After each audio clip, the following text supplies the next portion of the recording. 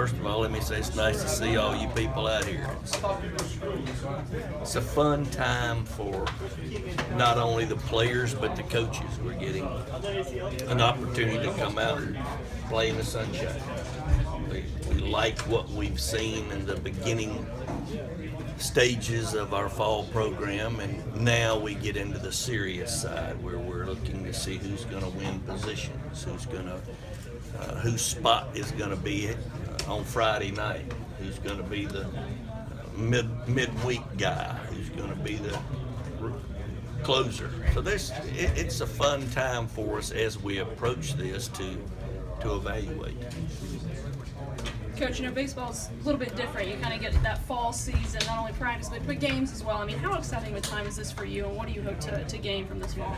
Well, it's a very exciting time. It's something that we've been away from the game. Even the young men have been away from the game for 6-7 weeks. The coaching staff has not exactly been away from the game. We've just been away from our players, and we're looking forward to see who's gotten a little quicker with the bat, who's gained a little bit of velocity, who's all of a sudden developed a changeup after playing in very good summer leagues.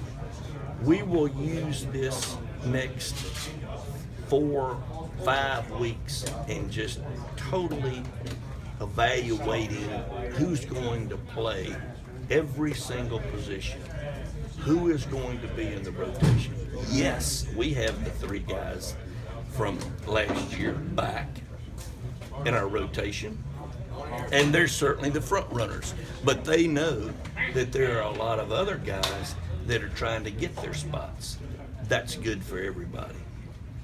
What's it like having that stability at the starting pitcher? I don't know when we've had our rotation return. I think we've had 2 of the 3 return. Certainly when Kobe was available last year, not last year, the year before, when we had Carlton, we thought we had 2, and then of course Kobe got hurt. So to have Sands and Carlton and Holton back is certainly encouraging. So does it change anything that you have to do in the fall then when you have so many returning veterans, not only on the mound but also around the entire field, whereas last year you had so many newcomers? Well, it's amazing the one new guy that you might have. The ball's going to find him. And you got a starting pitcher that's cruising along and happens to walk a guy, and then a guy hits a ball into a certain part of the field where the new guy is, and he misplays it. And the guy ends up at second, and the next guy gets a base hit, and all of a sudden it's 2-0, and the pitcher has made every pitch he needed to make, and he's behind 2-0. You gotta find people that can prevent something like that from happening. You gotta have guys in every spot that you're not worried about losing a ball game because somebody had not had enough reps in that position. I guess with that said, does it help you though with the younger guys having so many returners to maybe help along the process of these new guys? Well, yes, and at the same time, we want those young ones to challenge the others. It's so much different from professional baseball, where the guy has a $5 million contract. They're not going to put him on the bench. Here at Florida State and other programs, you may have a guy that's returning as a 340 hitter, but yet he knows he can't go through the motions. He's got to bust it in the weight room and on the field to prove that he deserves this opportunity. Is there a different approach or emphasis in the fall than in the spring? Big time difference as far as I'm concerned. We want to have a very good idea of what we're going to do when we start in January. We're going to try to find out with this beautiful 90-degree weather who's going to be our rotation, who's going to be middle relief, who's going to pitch on Tuesday and Wednesday, who's going to be the so-called backup catcher. I mean, let's face it, we're pretty sure Cal Raleigh is going to be our catcher. But there's other positions, center field, right field, We don't know exactly what's going to happen at third. We don't know what's going to happen at first. That makes it fun because Meat has done a great job of bringing outstanding players in here, which creates a competitive environment. How's Kobe's rehab going? He starts throwing next week, 45 feet. So we're excited for him. He's been very diligent. Just a shame that it happened, but I don't see him touching the mound this year except walking across it going into the dugout, because he's gonna sit out and be sure that he's ready when the time comes. You haven't, had your first practice yet, but what do you expect to see from Drew Mendoza? I've watched Drew take ground balls. I've watched him, of course, in the cage. And I guess the best word to say that describes him is he's motivated. He's not the least bit complacent. He's a very talented young man. He can do a lot of things for his size that many others that were that big couldn't do. I mean, Drew Mendoza could play short if we needed a shortstop. And we're going to look at him at a couple of different positions and see how he fits in with our ball club. What does JC bring to the roster? Got an electric arm. Very lucky to get JC. That was another good job Meek did of finding out about him when he decided to transfer, to change his mind, so to speak. I tell you, he's got a chance to be a two-way guy. He'll throw 93, 94. Polished out. I shouldn't say polished. He's a good outfielder.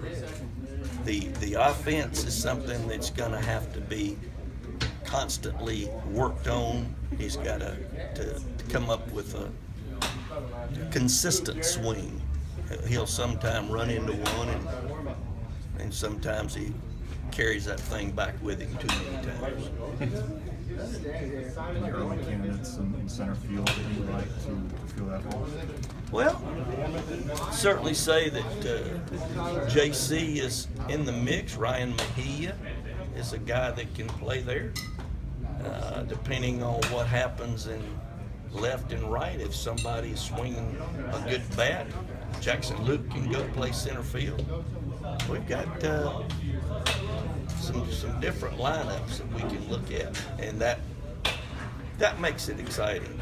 I think the biggest thing for us to realize is that we can't fall in love with ourselves before we play our first game. We had a very good year recruiting.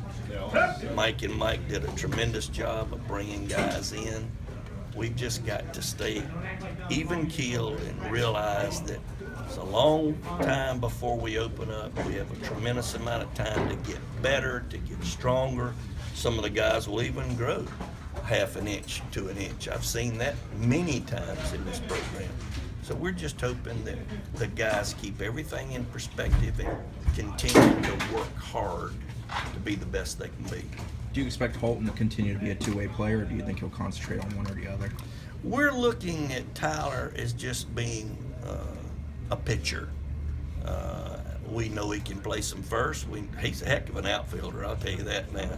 And there's just a lot of other guys that will be able to devote more time to the position play than we really want our pitchers. We want this young man to be in our rotation every weekend. He's a great competitor. I'm not telling you he's real happy about this, but that's because he's such a winner. He's a great competitor. He wants to play every day. And we'll get him out there some, because he sure won't embarrass you. He can play some outfield. Who's the leading candidate to take over the closer role this year? That is something that I honestly have no clue. We've got some guys that are experienced back, but I don't know if that is the role that fits them the best. We've got to find out I would say that Chase Haney is in that mix. He came back with a little different approach to getting left-handed hitters out. That was one of his faults last year. He struggled getting left-handed hitters out. He's developed a good changeup. His slider's improved. We will continue to look at him. J.C. Flowers is somebody that could battle for that job. I really like J.C.'s approach, his understanding of the game, and he would be a good candidate for that closing role. That's what these next 5 weeks are going to do, because we're going to put our guys in those situations and see how they respond.